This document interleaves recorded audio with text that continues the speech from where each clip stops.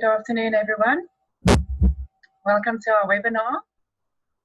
It is wonderful to meet online in this way, and we are grateful to be able to still serve the tourism industry, even in difficult times, and even though we can't meet in person or at a lovely expo, we can still reach out to each other here on this webinar and make the most of the time that we are in. I want to welcome my co-host this afternoon, Peter Fabricius. Hi, Peter. Hello, Zan. Thank you. Great to be here. Wonderful. Yes, we are finding ourselves in trying times. It is a difficult time for tourism. It is a difficult time for most industries worldwide, but there are things we can do to be ready for when the tide turns. So during the next hour, we would like to talk a little bit about those things and make sure that we are prepared. I would like to quickly walk you through the agenda for the next hour, that you can know what to expect. First, me and Peter will quickly introduce our companies, Eco Africa Digital, and Peter is from Springnest and also an independent consultant. This will just help to give you a bit of a background from which kind of experience we are guiding you through these steps. We will then look at social distancing and isolation statistics that came in during March last month. I will then walk you through the buyer cycle so that you can have a bit of an understanding of how this process works and that people don't just instantly book for tourism. It's a bit of a longer process. After that, I will guide you through social media and the kind of content we think you should be putting out there right now. After that, I'll walk you through the digital marketing funnel. This will enable you to be ready for the time after the current few months that we're in. So obviously what we're doing right now is limited to a large extent, but things will not stay the same. They will also develop and there will be a new market later. And the digital marketing funnel will help you to be ready for the next months after these. At that point, Peter will take over and he will walk you through website messaging that they will suggest at this stage, as well as ways that you can use your website at this stage to build an email list that you can also use to retarget your potential customers later. Also, he will guide you through the process of adding a Facebook pixel to your website, also for later bookings. And then there will be about 15 minutes for questions and answers. You're welcome to already start adding your questions and your questions as we progress through the webinar. And we will try to answer all of them at the end, but also maybe filter through the ones we think will be applicable to most people attending today.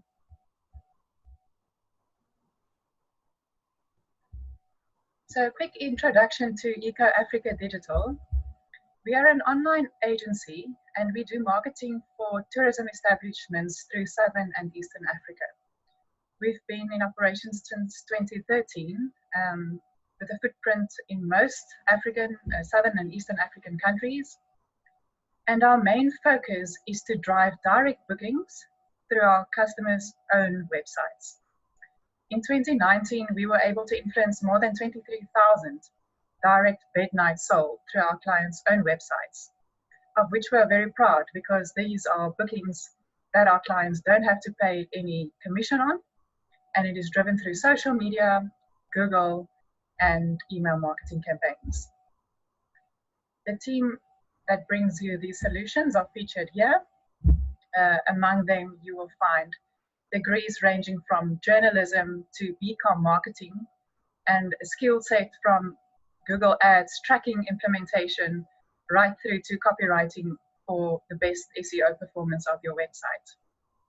This group can bring you most answers for most of your digital marketing questions, especially for tourism. Peter, over to you. Thanks, Zan. So once again, very great to be here. Thank you for the invitation and letting me join. So welcome from my side, everyone. It's really great to see a turnout. Hope that you get insight from today. And like Zan said, we're happy to answer questions in the end. And even if there's a question that we can't answer live in the session, we'll gladly get back to you with a detailed answer if that is what you need.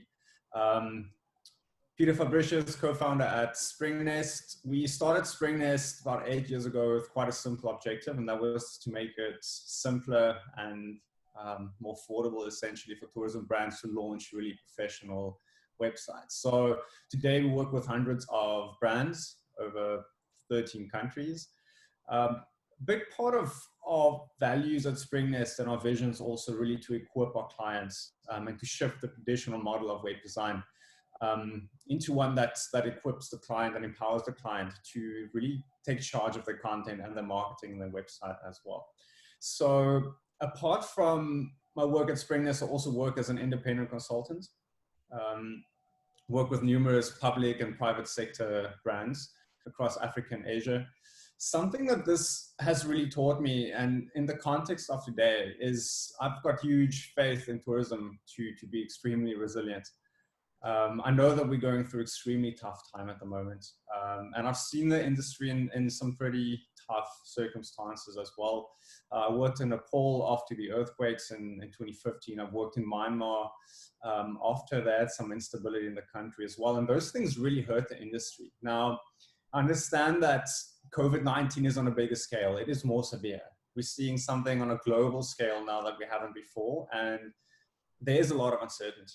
But I do have a lot of faith in tourism's ability to bounce back. Something that I have seen is usually the companies and the brands who are open to being entrepreneurial and adaptable and open to change. Those are usually the ones who come through these circumstances and challenges and come out the other end stronger. So well done just on being here. Anyone who's open at this moment to kind of brainstorm and learn and participate in something like today, I think it's really going to contribute to your ability to get through this and remain to operate, but also hopefully discover some marketing opportunity that you never knew existed before. Thanks, Hassan. Back to you. Thanks, Peter. All right, so to start off with, I want us to look at a few statistics from March 2020. The stats comes from Singular. They are an ad dashboard in the United States, and they measure ad spend across all industries in the whole of the US. So obviously, this stats shows us about behavior from US consumers, but we think the trends are very similar worldwide at this stage, and it just gives us a bit of an insight about patterns going on at the moment. So what we saw last month from this statistics is that travel advertising for actual bookings was down by 38%.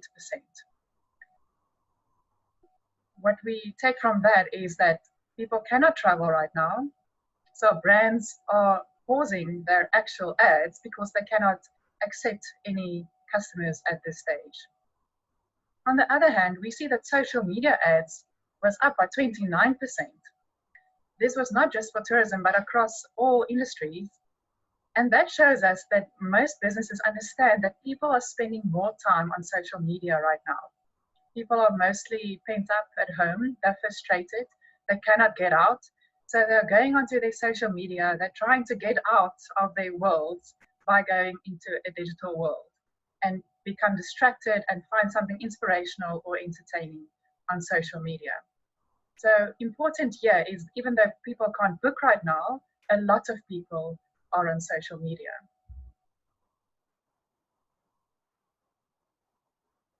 That message was definitely taken on by South African tourism with an ad campaign that they are currently running.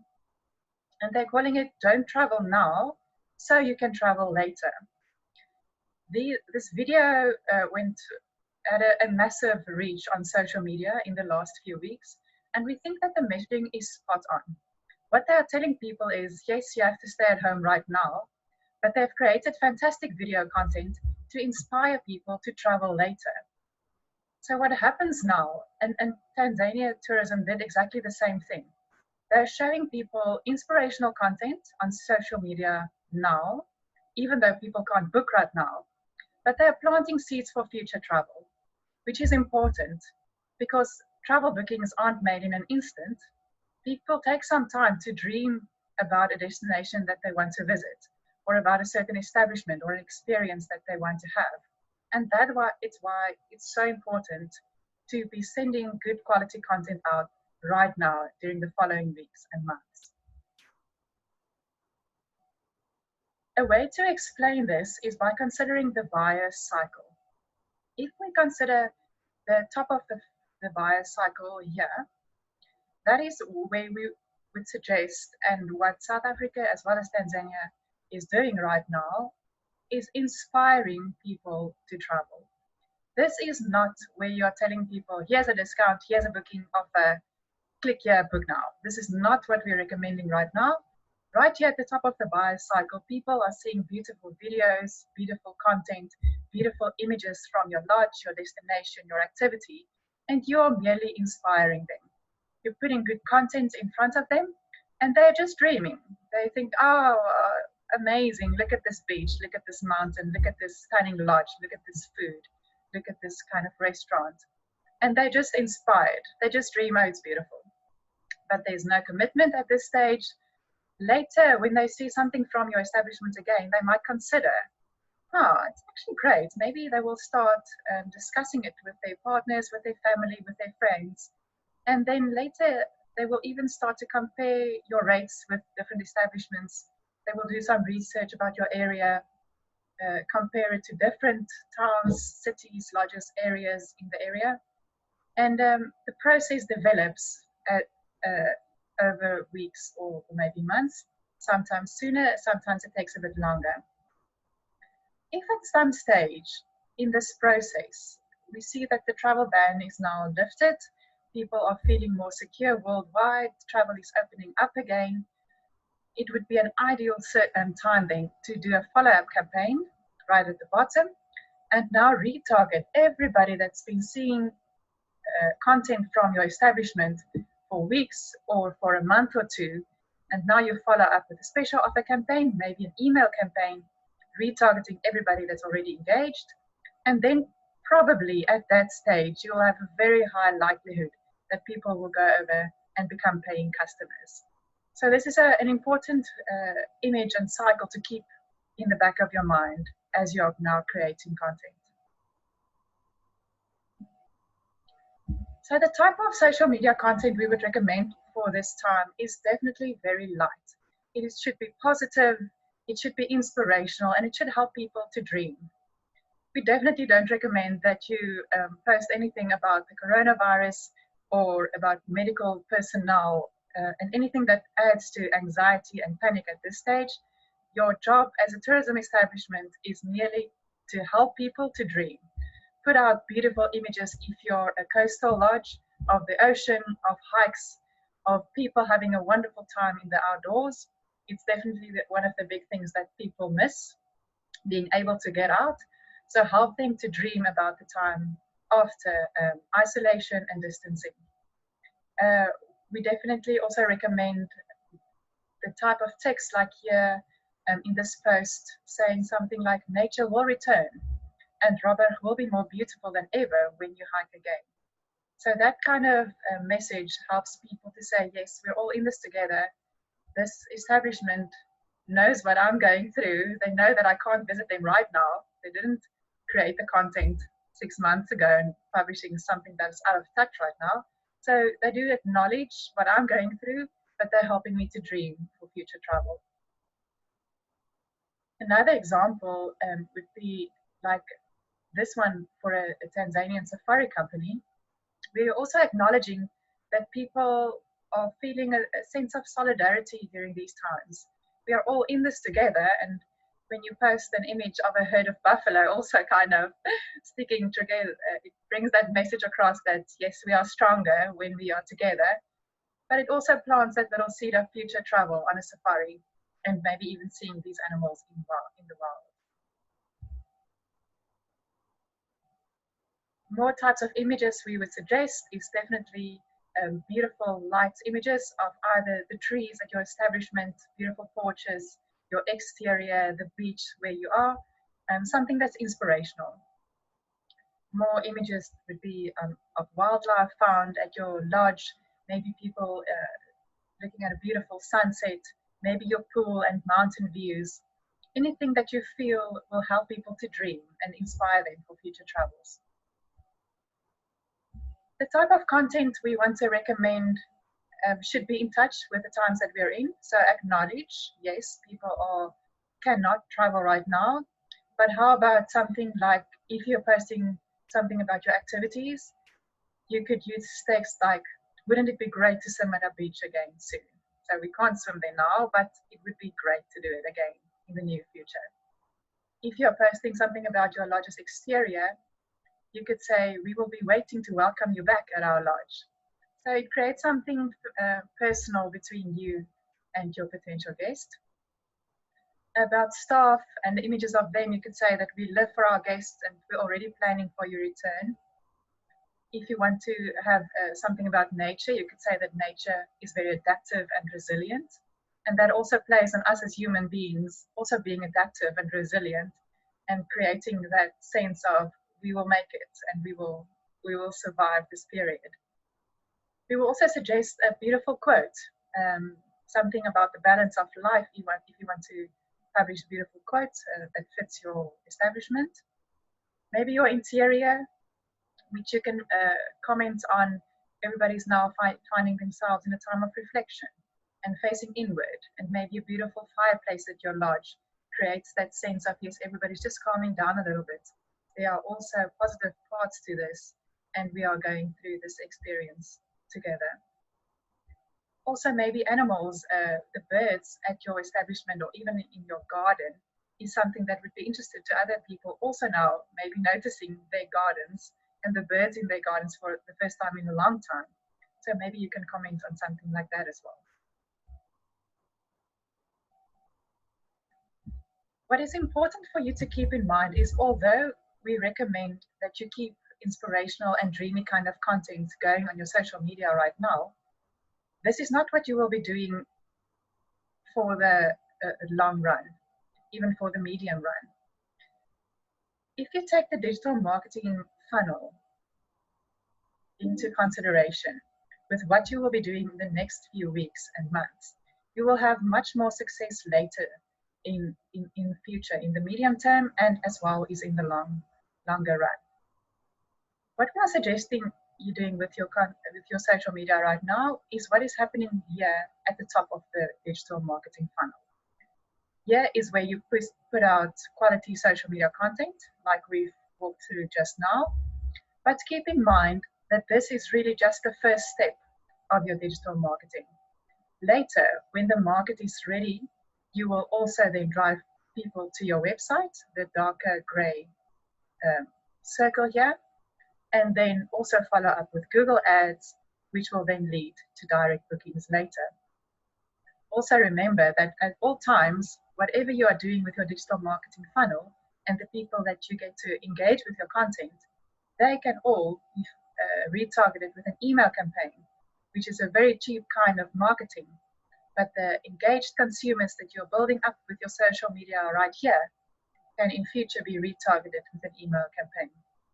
So keep this funnel in mind with everything that you do with your social media right now.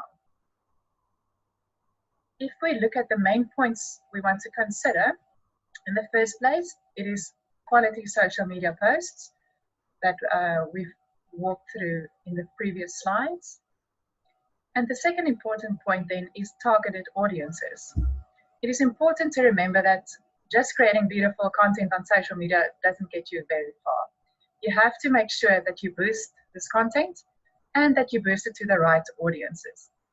If you were to create an ad, say a Facebook ad, right here at the top, a beautiful video or a slideshow of your lodge, and you were to decide, I'm going to show this ad to everybody worldwide who is interested in travel, you will reach a humongous amount of people, but chances that they want to visit your specific lodge in your specific area will be very small. That is why we feel that targeting your audiences well is very important, because the better targeted audiences you can create right here at the top of your funnel, the better the chances are that those people will be interested in the product right here at the bottom, and the better the chances that they will actually follow this whole process right through to the end. The third and the fourth point I will walk you through a little bit later, but let's just stand still a little bit with targeting audiences here for a while. I'm going to go to the next slide just to explain this point a little bit better.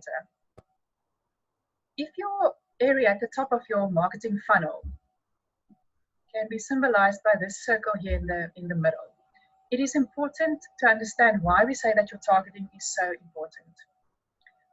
On Facebook Ads Manager, which is your platform from which you can send out ads both on Instagram and on Facebook, you can create targeted audiences that really delves very deep into specific behavior, interests, and locations of people worldwide.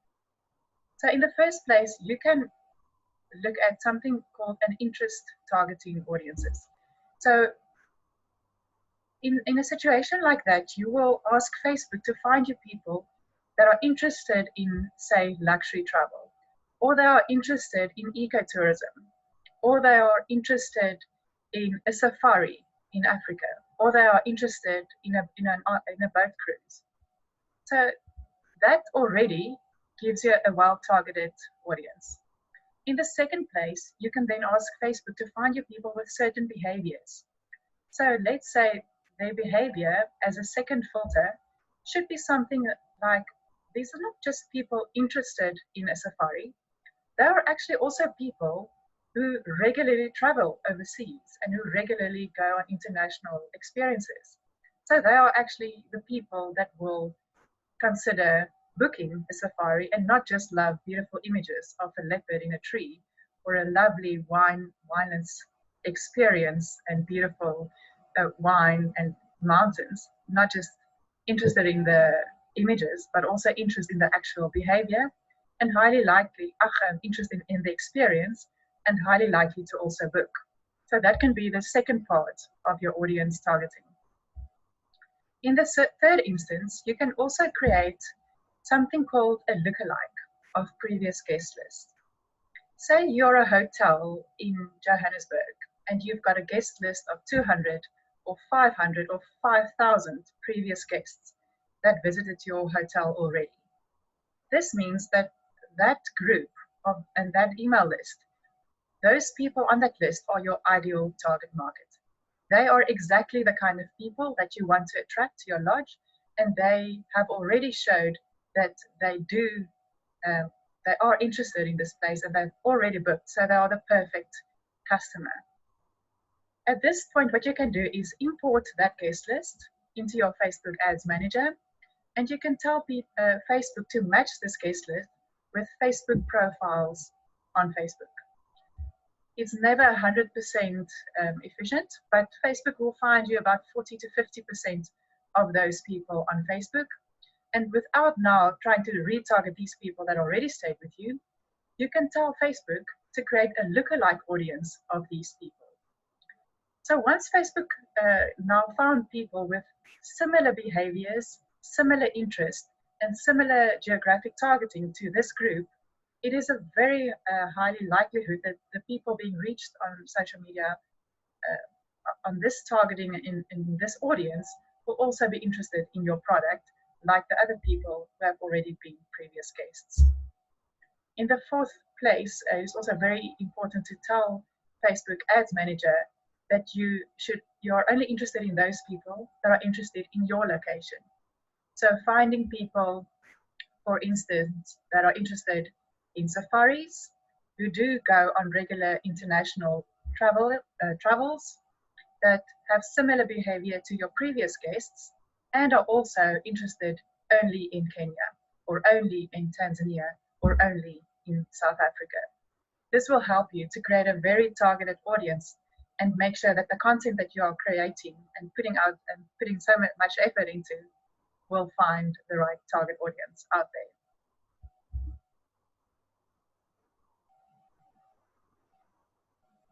So just looking at the main points again, in the first place, it's very important to create quality social media posts. In the second point, it is very important to create targeted audiences so that your content can be seen by the right people. Later, when travel is more readily accepted and available again, you can then retarget these audiences that you are now engaging with in the top of your funnel.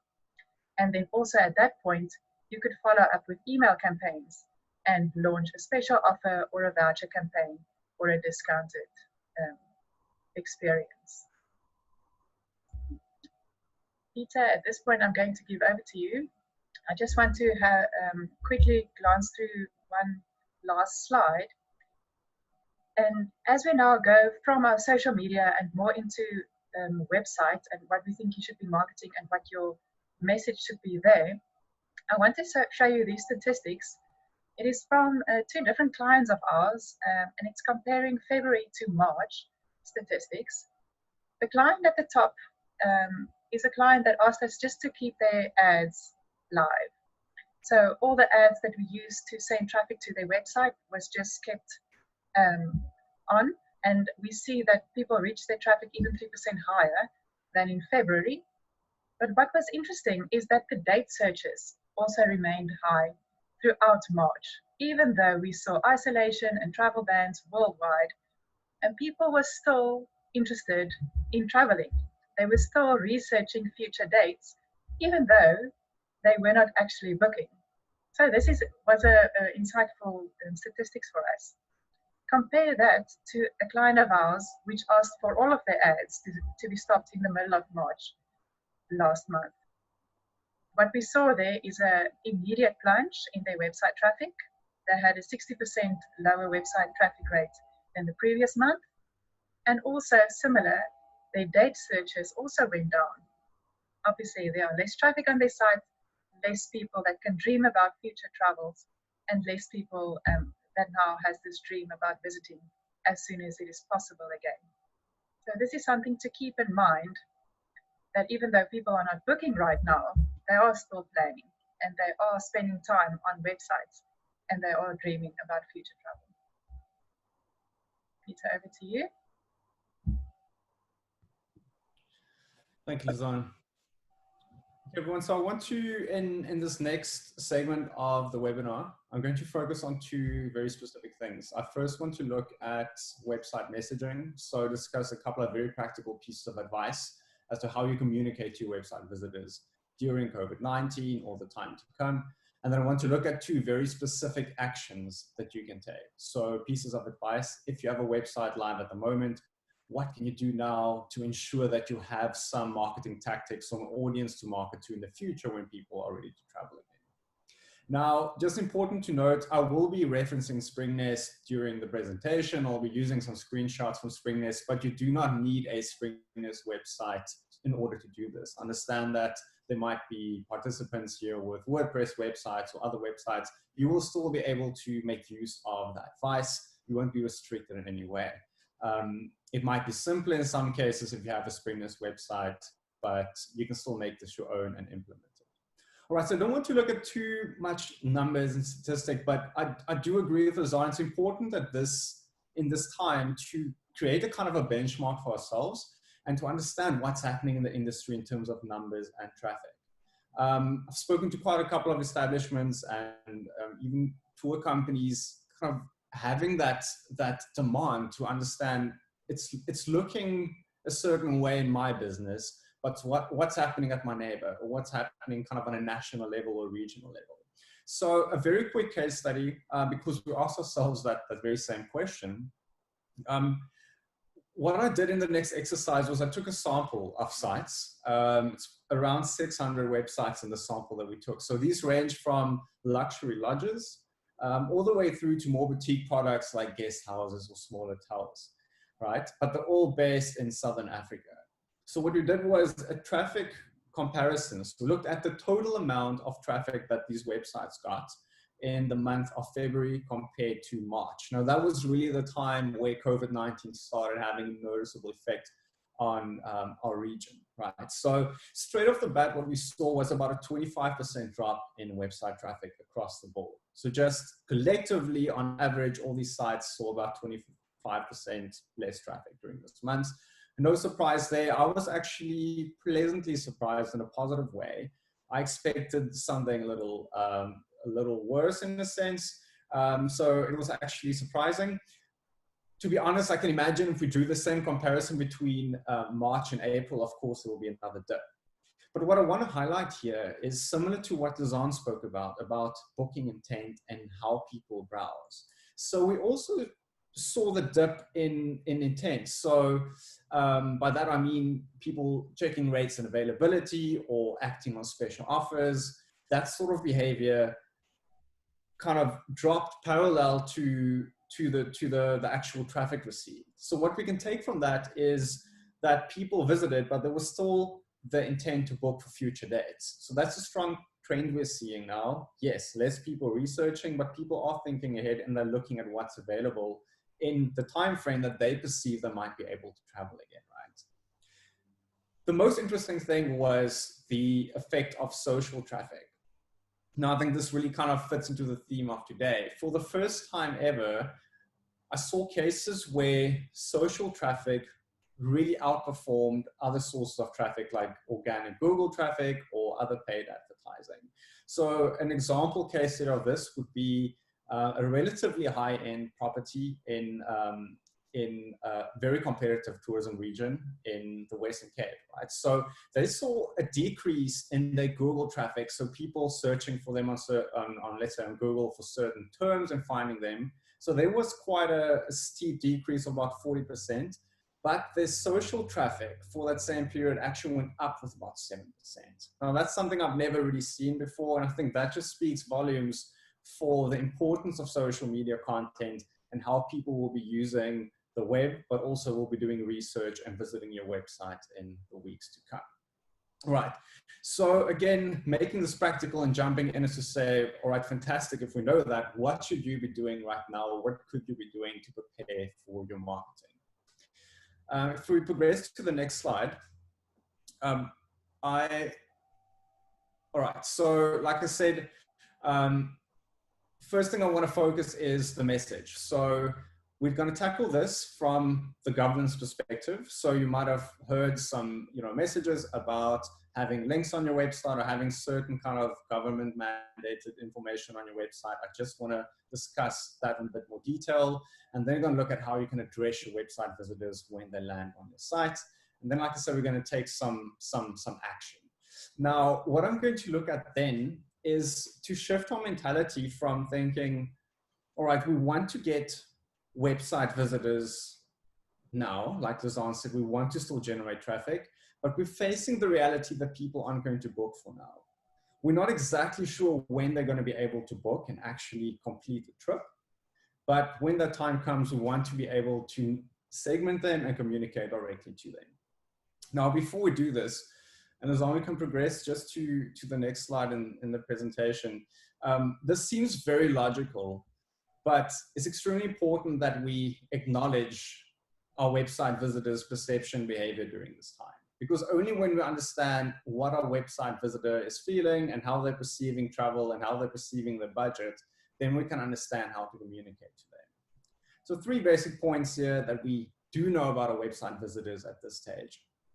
So if someone lands on your website, now it means that there is some form of interest in your product, right? So it could be that there was actual intent. So they search, they're still doing research, they're still dreaming, or it could be that they reacted to, let's say, a social media post or blog article that you published that kind of piqued their interest.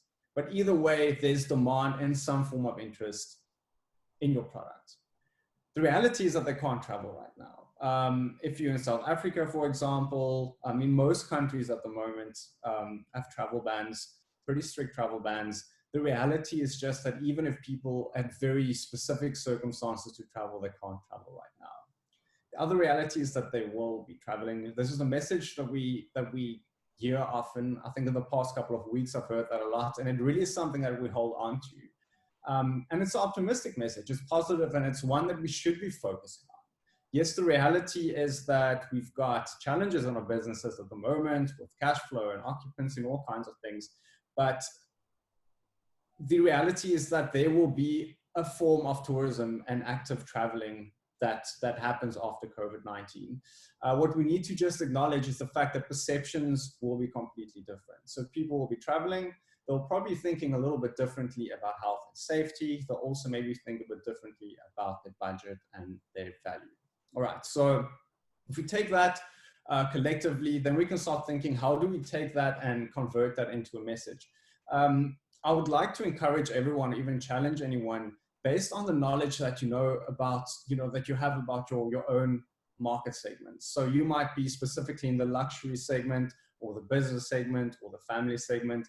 You can take this exercise and even kind of zoom in on that and expand on it and really sit and just write down for yourself, what do you perceive or expect your target market or your specific guests to feel during this time, and what's their behavior likely going to be like at the time when they can start traveling. All right, so let's get a bit more practical. Your message on your website. So on the next slide, we're going to see, firstly, like I said, the government's perspective. I just want to get that out of the way quickly before we can progress to your own messaging. So again, if you're in South Africa, you might have received some message or email or heard communication about your website needing a link to the government, right? So that is correct. We've had quite a couple of inquiries at Springnest about this as well. So the thinking or the reason behind this is it's part of the government's mandate, right, for state of emergency. So the kind of purpose behind this is really for awareness, to create awareness to the public about COVID-19, how you can, how everyone can look after themselves and essentially create awareness and educate. Now, this is very important. So for that reason, we would encourage you to add that link to your site. Note that it's only applicable to you if your website ends on a .za.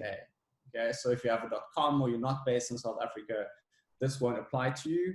If you're based in another country, it could be that your government's got a similar rule or similar mandate, but this one specifically applies to South African businesses with a .za domain. Now, the particulars around it and instruction as to how it should happen or how it's going to be, validated and how they're going to check this, that was quite vague and it's not very clear. The advice that we've given is to really think about, how prominent you want this to be on your site. The reality is that you need the link, but there's no instruction saying it needs to kind of pop up or take up the most valuable real estate on your website. The fundamentals of web design and good web design and marketing still exist. Essentially, you never want someone landing on your website to leave straight away. You don't want to make all that effort and have success in getting a website visitor just to instruct them to link away to your site. So for that reason, our advice has been to make this very kind of unobtrusive, a simple link in the footer, maybe next to your copyright notice, to link to the government site for COVID-19, but really to focus your own messaging, your most prominent messaging still on your product, right? So like Lizanne said, people are really flooded with information and knowledge at the moment. There's a wealth of advice out there. If someone visits your site, a tourism website, they're there to dream or they want to be inspired. They don't necessarily want more context and information and advice on COVID-19. All right, so if you have a Springnest website, we released a COVID-19 toolkit for this in admin. If you haven't activated yet, you can just ask the support team, or you can look in your website tab and you'll see there's a COVID-19 toolkit that makes this really simple. All right, so as far as the government billing goes, that's our advice. But again, it depends on the platform you're using, but add the link. We all want to create awareness. We all want to educate, but be very mindful as to what you communicate to website visitors within this first couple of seconds, right? So that brings me to your next point, and the example we see on the right. How do we address our website visitors in this current situation? So we looked in the previous slide, the reality about their perception being different. They're not being able to travel right now. The best is to be honest, to be positive, and to be clear. So again, we want to acknowledge the situation. If someone lands on your site now, you want to give them a very honest but optimistic update about your business. So things to steer away from would be messages like closed or noticed or COVID-19. There are really ways to get that across, but still be hospitable and still have an inviting message. For example, on the right, you can see there's a pop-up message. So this would, for example, trigger as soon as someone lands on the website. It's the only kind of message that can really guarantee someone to look at. So if you just take a comparison as to a message, saying closure or temporarily closed, to having some visual imagery that might correspond to your market segment or your product, create a certain emotion, and then to have a message that reads, "We can't wait to welcome you back." Now, if you just compare that to something like temporarily closed, it's inviting, it says something about your brand and your property. Very important is to communicate the fact that you do accept future bookings. Words like closure, for example, also creates ambiguity whether your business will still operate and whether you'll be open in seasons to come. So make that message clear, is that, although we might not be accepting guests or we're open to the public right now, we're accepting future bookings and we would love to have you back in the future. All right, so the example that I have here is, of course, a pop-up message. You can do this in the kind of the heading text of your homepage. You can do it on your banners or on image banners, whatever works for you. But definitely acknowledge the current situation and create a call to action for someone to hopefully book with you in the future. All right, so this was almost the simpler part in a sense. It's a small tweak that you can do on your website if you have access to do it, or someone can do it for you. But that's something that's not necessarily going to take a lot of time from you, and it's something that you can proactively, go and implement. The bigger question is, right, so if you are getting the traffic, how do you communicate to them and how are you going to sell to these visitors at a time where they're actually able to travel and travel bans are lifted? Right, so that brings me to the second part of the presentation, which is to take action. So two very practical things I'm going to share here.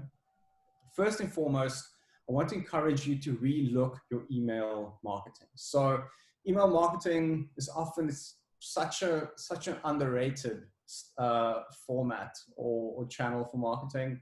I think there's a lot of spam messaging out there. There's a lot of email out there. So again, if it's not done right, it's quite redundant. But when you have an email marketing strategy and you use the right tools to do it, it's an extremely effective way to reach your market. So that's the first thing I want to recommend, is that you relook the way that you do this. Now, if you're not using email marketing software yet, so you're not using a professional tool to keep a database and get people's, basically get the rights to email them and being able to design email newsletters, I would definitely recommend that that's a starting point. There are a ton of solutions out there. MailChimp.com, for example, they have a great free plan that can help you get started with this. But what you really want is a tool that's going to do the manual work for you, a tool that's going to keep your database of contacts. It's going to do a lot of the kind of legal work for you, make sure that you're playing by the rules, and also make it easy to get signups. Now, once you have a tool like this that you're using, maybe using it already, maybe just about to sign up, it's quite common practice to have some form of a newsletter sign up on your site. Now, this is what I'd like to challenge you to be a little bit more strategic and aggressive with this, again, to position your messaging for the situation that we're in. So again, avoid something generic at this stage, like newsletter sign up or join our mailing list. This is a great opportunity to project a message to your visitors saying, we'd love to contact you at a time where we can all travel again, or again, acknowledge the current situation. So to the right, here's another example of a simple pop-up. So it says exclusive offers in your inbox. And then it says, be the first to get access to post-lockdown packages and offers, and a prompt from someone to enter the address. And again, some visuals on the left, maybe showing something about the property or powerful, impactful visuals about your product. Now, again, just the difference in writing there can really persuade someone to want to enter the details and give it to you. To think, well, I really want to visit this place. This is probably why I'm on the website. And the idea of having exclusive offers once they're open again, that's really appealing to me. Sure, you can have my email address. it's just, again, email marketing, very competitive. The chance of someone just giving you the email address without a strong call to action is quite slim. All right, I would also recommend that if you use software, so you have different, what it might be called audiences, or it might be calling mailing lists, essentially grouping and segmenting your subscribers into different categories. I would definitely recommend creating a dedicated list during this time. So you really want to be able to, in a couple of weeks or months, send very targeted email communication to those people who inquired about your product or showed interest in your product during the specific time, because the messaging, again, that you want to send to them can directly relate to kind of, you know, the perceptions or the budgets of travelers during this time. So consider making the effort now to create a dedicated audience or list specifically for them. And when you show this kind of messaging on your website, add those subscribers to this list. All right, so first one, email marketing, very simple way to get in touch with someone, and you're in full control over that. So you can send an email campaign during this time, even during a lockdown. You can start sharing inspirational blog articles, or start building that emotional relationship with that audience. And again, when you're ready to sell and accept guests, you can be a bit more aggressive with that by sending a special offer or promotion to them to book. Right, so the other one is more related to today's topic and social media, and that is Facebook Pixel. Lizanne, sorry, you can actually just go back. I forgot about this slide entirely. So I just made two more examples here, just to kind of get the ideas rolling, also creativity rolling for newsletter signups. So again, just how you can play on images and words. On the left-hand side, again, if you have something to sell like open spaces, that's really something that someone's craving at this moment. You know, people want to be outside, they want to see nature. So you can get creative with your copywriting and your messages with that. That example, craving open spaces, subscribe for exclusive travel offers, will be open soon. Again, reiterating the message of we are, you know, we will be accepting future bookings and we are still in business. On the right, something a little less focused on promotion. It purely just says we miss you, and it says stay in touch. We'll let you know when we're ready to welcome you back. So I think just the overall message is take a second to craft that message for newsletter signups. Think about your target audience and who they are, and think about your product and create something special. It will definitely increase the rate of them giving you their email address and allowing you to contact them. Right, so Facebook Pixel, the second tip I want to discuss. Now, you might be in the audience and you're already using Facebook Pixel and you're already using Facebook ads. If you are not, if this is maybe the first time you're hearing about it, essentially, to make it practical, is if you have Facebook account for yourself, it's likely that you have visited a website before or online store to purchase something, but you never completed a purchase, or you never kind of checked out and made a booking. Now, maybe a couple of days or maybe a week later, you were scrolling through your Facebook feed and suddenly you started seeing adverts popping up from this website that you were on a couple of days ago. Or they started advertising the product to you that you didn't complete a purchase for.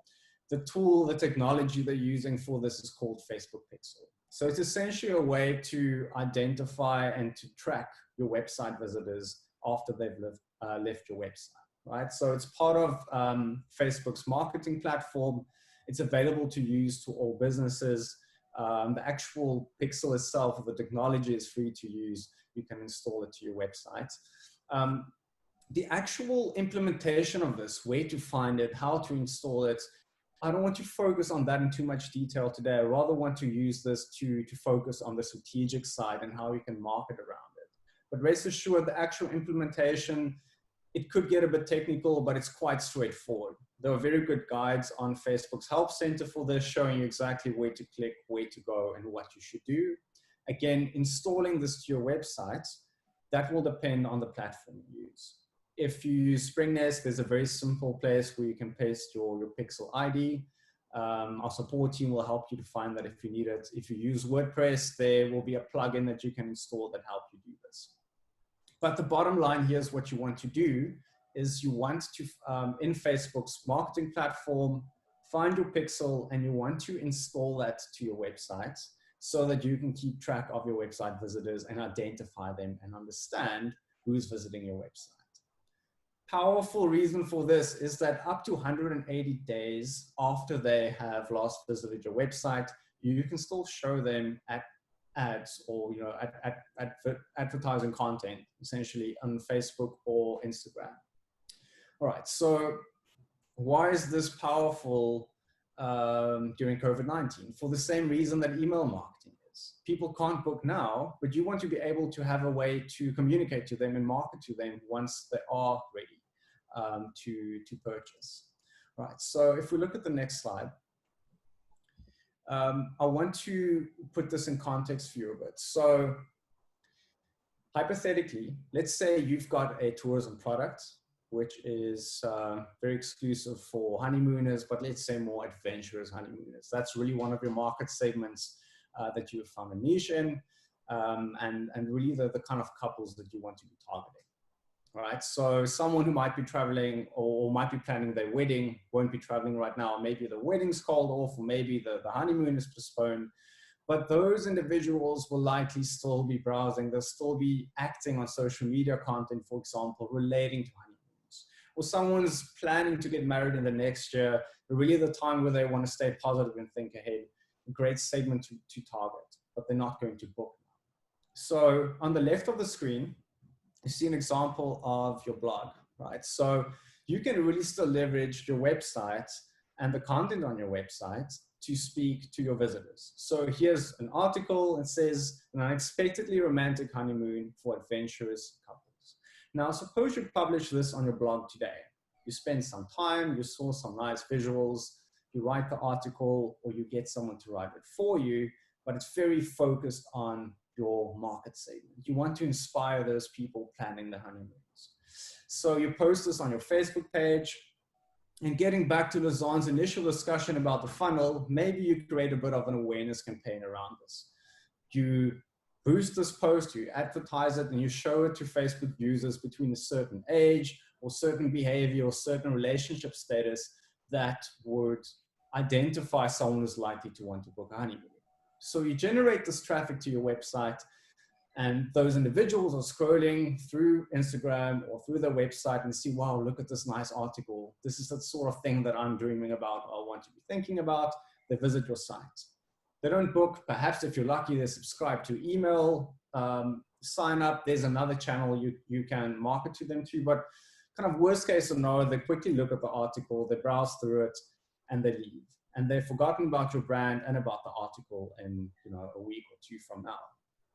If you have Facebook Pixel installed on your site, now just a side note on that is that often you will notice when you land on a website, there will be a message coming up saying we use cookies or tracking codes, and you need to accept it, right? So if you've ever seen that on a website, that's a requirement for using something like Facebook Pixel. If you're going to track someone's kind of behavior, or you're going to track them as a person, you need to give them notification on the website to opt into that, or at least state that you are doing that, right?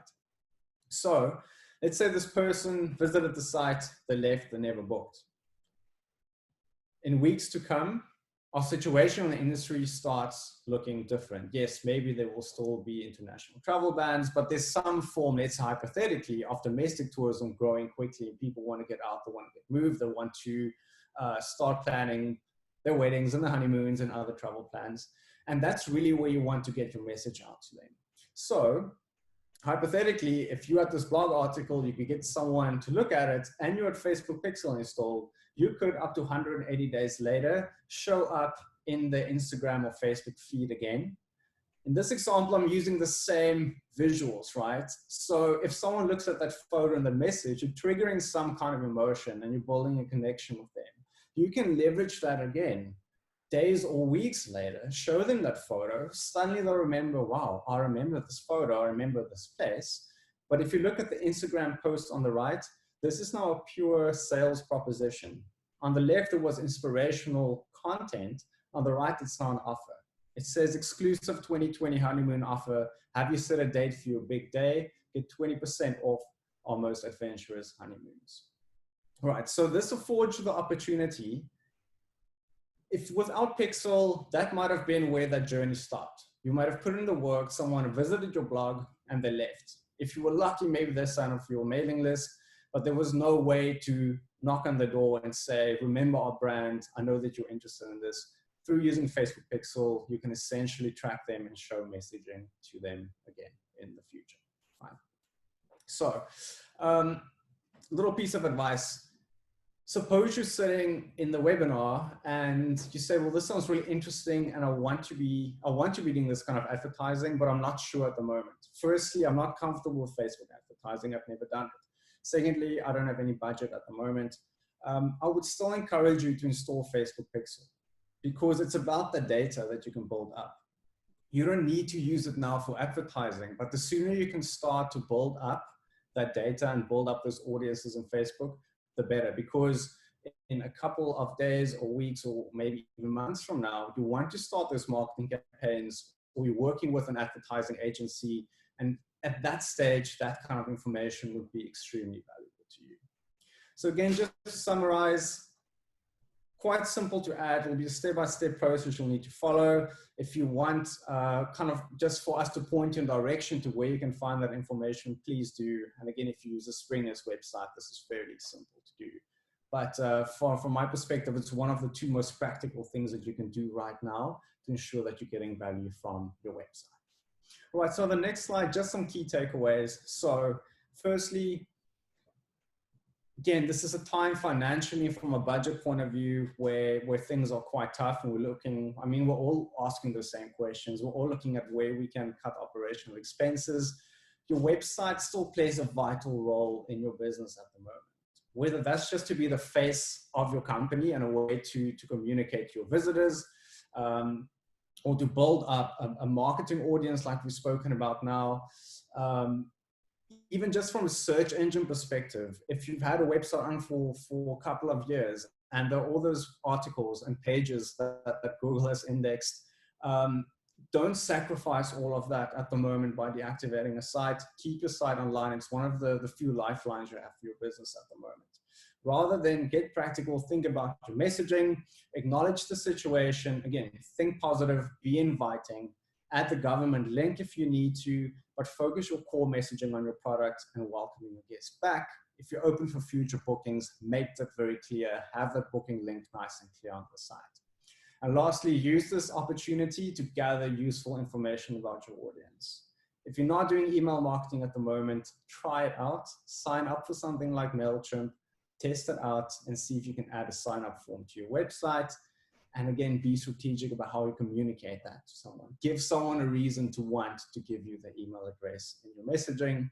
And lastly, install Facebook Pixel. That way, again, if you're not even using advertising right now, you'll have those audiences when you are ready to start Facebook ads. Great, Lazan, that's all from my side at this stage. Back to you.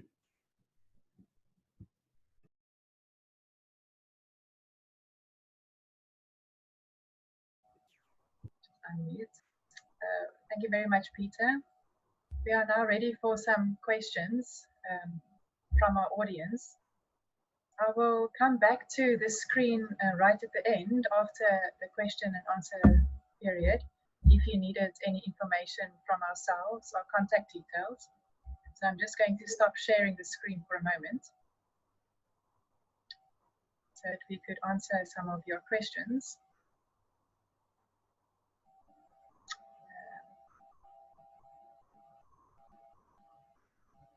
If there are any questions from the audience, we are...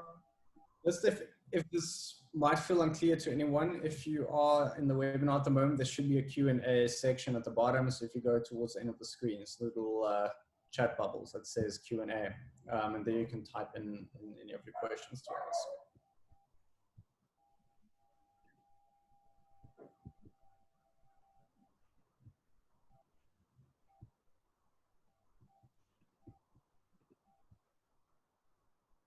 All right, so here's a question about Facebook Pixel. So do you have to have an active Facebook ad or ad account to have Facebook Pixel to work?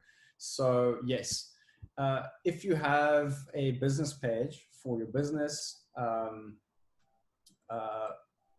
that means that you can have a Facebook advertising account, and that's what you essentially need to get the Facebook Pixel. So again, you don't have to be running ads through it. You don't need to have an ad spend history, but you will need a Facebook business page and a Facebook advertising account in order to get your Pixel and install that to your website. Yeah. So Lizette, I think just to, I agree with Peter. Remember that the Facebook Pixel is called a Facebook Pixel, but it's implemented on your website. So it can actually just lie there and gather information for you for later purposes. So you don't have to spend any money on that right now for it to able to track information for you. Question from Maria, so just asking whether we will share the step-by-step guide to add your Facebook Pixel to your website. Marita, yes, we will gladly do that. This will also depend on the platform that you're using. So again, where your website hosted and the kind of technology or platform you're using. But there'll definitely be resources around that we can share. I will likely just reach out to you and get some details as to where you're hosting your website so that I can guide you in the right direction. We do have the email addresses of the participants who joined. So I will gladly just look for your contact details and share that with you directly, no problem at all. Yeah. As long as I see there's another question about boosting from a page, maybe you can elaborate on that a bit. Right, thank you, John. There's a question which asks us, what is the difference between boosting from my page and using advertising from Facebook Business? John, to explain that one, the easiest way for you to boost your ads would be from your timeline. And that would be at the bottom of each of your posts. If you have a business page, there's an option that says boost this post. We do not, however, recommend you to follow this route. It is very easy to do it that way because you merely take your post, click on boost this post, and you have a few simple targeting options that Facebook provides for you there. And it's a good start. If you are not very familiar with Facebook ads management and it's your first time, it's a good place to start. But the targeting is very limited. You can tell Facebook that you want to target people with certain interests, certain behavior in certain areas, but that is about the end of the targeting options that they provide for you there. If you have time at this moment, and maybe you have sometimes time to read up using a platform like Facebook Blueprint or Facebook Ads Manager, we would definitely recommend that you rather create a Facebook Business Manager account because they have a much bigger and detailed way for you to target your audiences with many more options, creating those lookalike guest lists that I talked about earlier, and many more options to retarget people that have already been visiting on your website, that has already been engaging with your content in the past. And those are aspects that you cannot do when you merely post and boost a post from your timeline. So it's something that you can do, and it will have some effect. It's better than doing nothing, but it is not our best recommendation.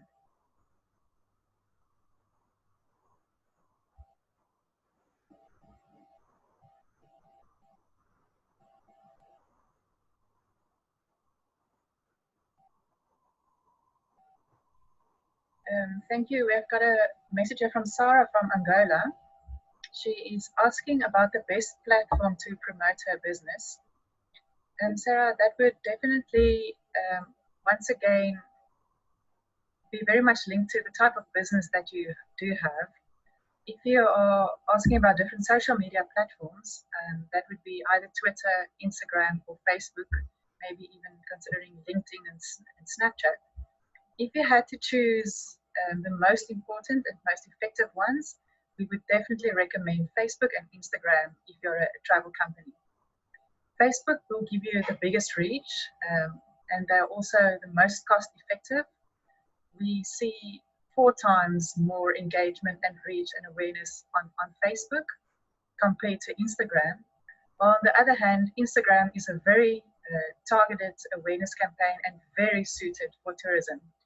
So between the two of them, I would not want to choose one above the other. I think you need both, because many of your customers might be spending their time on Facebook, and it's maybe a bit of an older consumer base from 35 up to 55, while your Instagram users are a bit younger, maybe from 20 up to 40. So they overlap in some areas, but definitely we will recommend both of them as your most engaging type of tourism platforms to post your social media on. But just remember, once again, it's lovely to have that platform, but very important to also boost and advertise the post that you put out there to reach a bigger audience. And on something like Facebook, you can reach a big audience with a small budget at this stage. Even if you can only spend 200 Rand on a post right now, that will already give you a much bigger reach than you would have had just by posting it organically. It's almost like having a wall and now saying, okay, I've built this wall, but now people are still walking past in the road and not reaching your wall. You've got to build little roads to reach your destination. So the way you do that is by putting ads out there and showing people, okay, please come here, come visit my page, come visit, see these beautiful posts, and for it to actually get some traffic.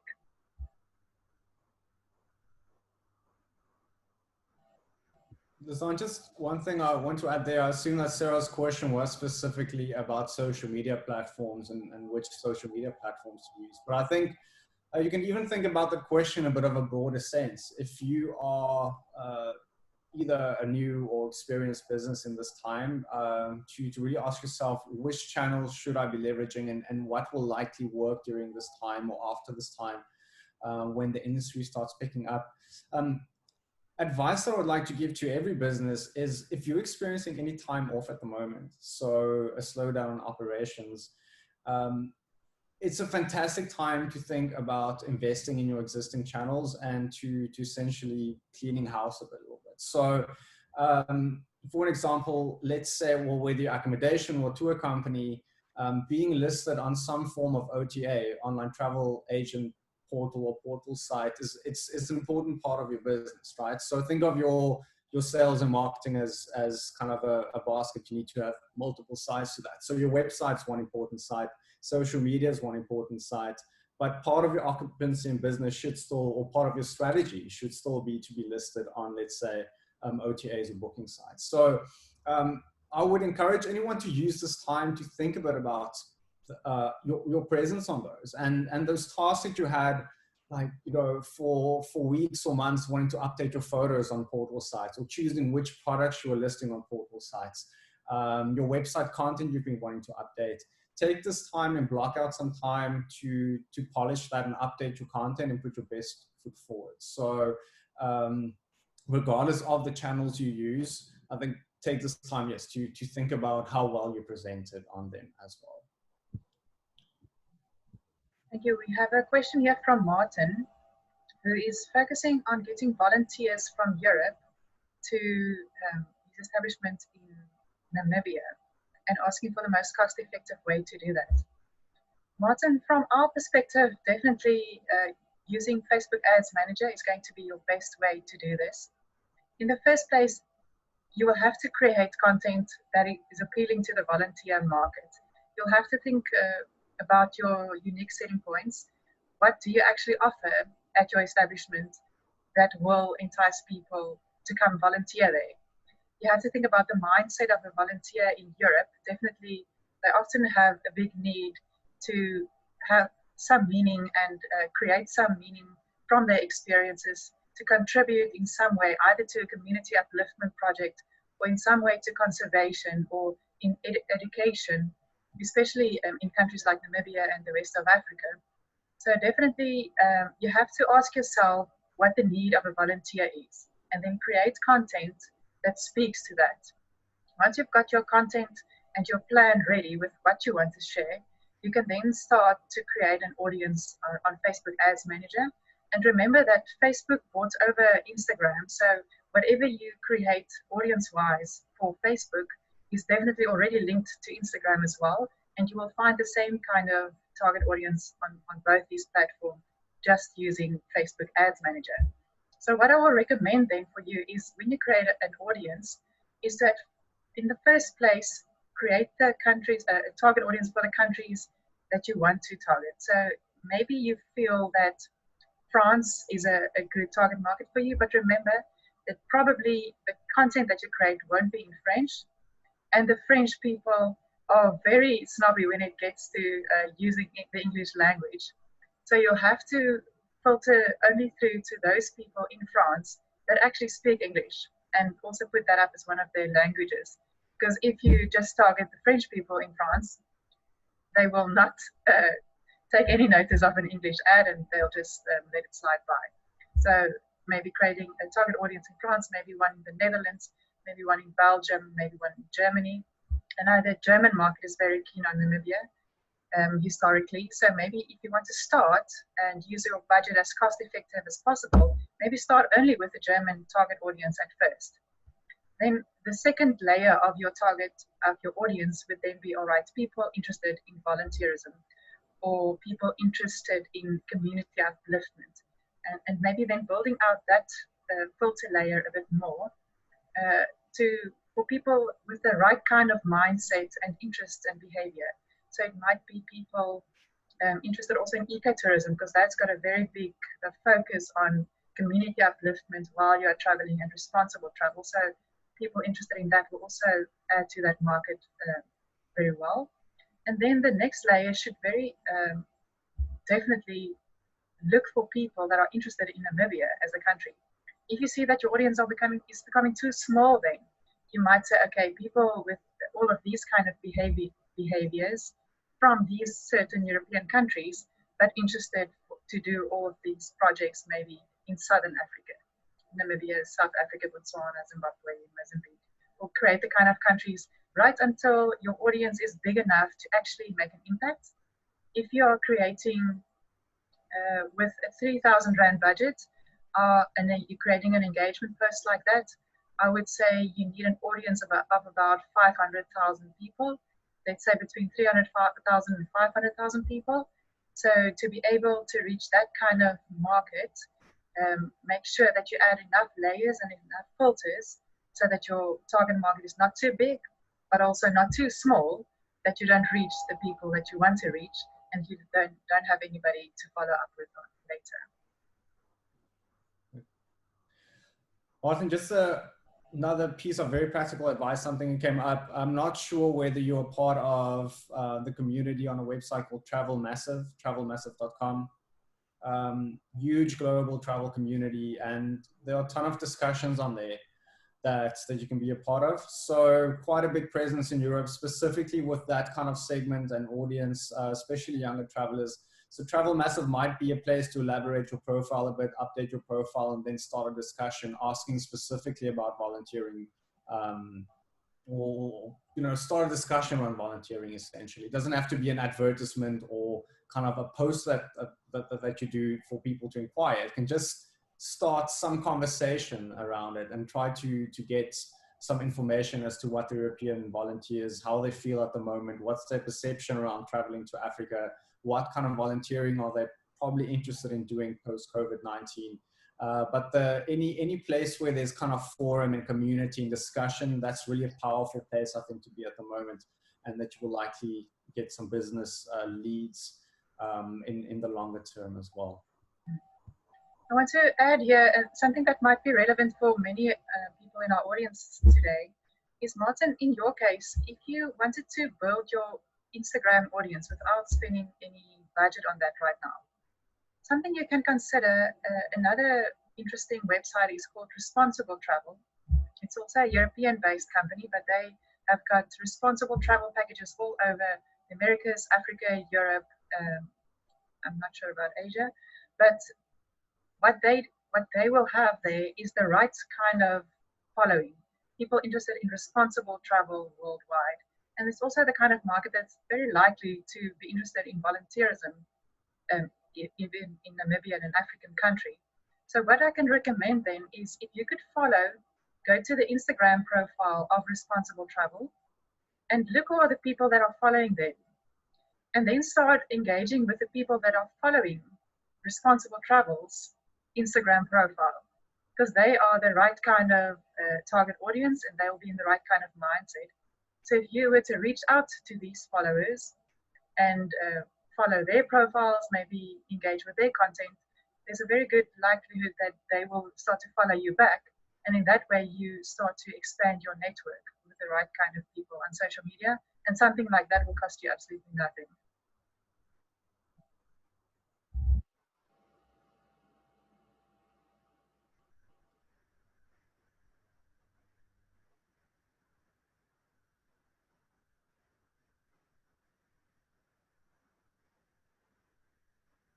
I see there's a participant asking about starting a digital tourism marketing agency themselves. Yeah. I was wondering, do you maybe have advice for someone who's planning to start out or looking at Eco Africa's path up until now, some of the lessons that you learned, some specific advice, do's or don'ts that you'll be happy to share? Yeah, thank you for the question. I think, like most things, start where you are and do what you can and learn what you must. So I think to start off with, probably it will be a very good point to skill yourself with something like Facebook Blueprint. The most important thing, I think, with social media marketing and running campaigns digitally, especially for tourism, is to know your targeting very well, to know how to create solid target audiences. And that's the most important thing, because you can have wonderful content and wonderful copy and wonderful images and videos, but if you can't find the right market, you're not going to get very far. So to start where you are is to upskill yourself at whatever level you find yourself at.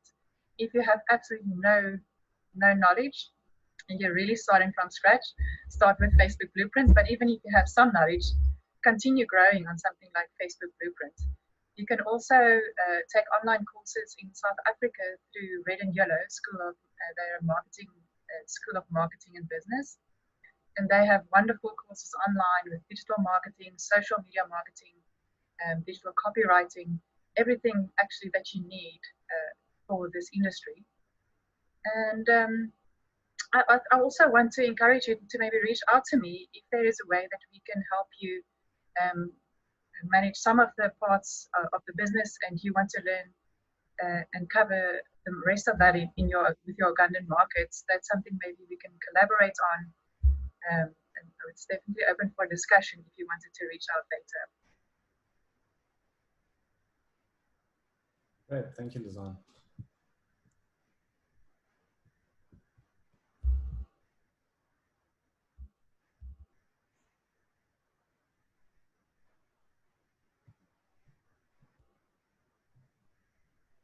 Lizanne, I think that's all that I see. I don't see additional questions. I think we covered most of it. Yeah, we can go through them in detail a bit later, and if there's specific questions, we will answer them if we didn't get to that right now. Yeah, I think that covers it. Thank you so much, everyone, for participating today. It was lovely to have you all here. I'm going to just share the other screen again, if there is any questions and answers. If anybody wants to reach out to either me or Peter or find some information on social media, you're very welcome. Peter, thank you very much from my side for co-hosting today and for all of your knowledge and sharing that with us and with the industry today. I highly appreciate that. Lizanne, same to you. It was really great to be here. I hope we get to do more of these going forward. Yeah, for sure. Yeah, it is. Everyone in the participant list as well. I mean, if there's something that you would like to learn more about, you've got specific ideas around marketing that you want us to cover in more detail, or even if you have any feedback about today, how we can do it different, better, or elaborate on anything, please let us know. And yeah, I hope to be part of more of these going forward. Thank you so much for everyone's time as well. I mean, I know it's an hour out of everyone's day at the moment to sit in on this, and we're all running businesses, so it's very nice to have all of you here. Hope to see you again. Yeah. All right, so we will be emailing everybody that participated an email today, just with some resources that you can use, some outlines to create your content going forward, some things, suggestions what to think about, some links from Peter on how to implement MailChimp and the Facebook Pixel, so you can look forward to that. And yeah, from my side, I would just like to say it is tough times that we're in right now, but things do change, they always do. And let's all try to be ready for it when it does. We'll see you soon again and hope to be in contact with everyone. Thanks, Suzanne. Thanks, everyone.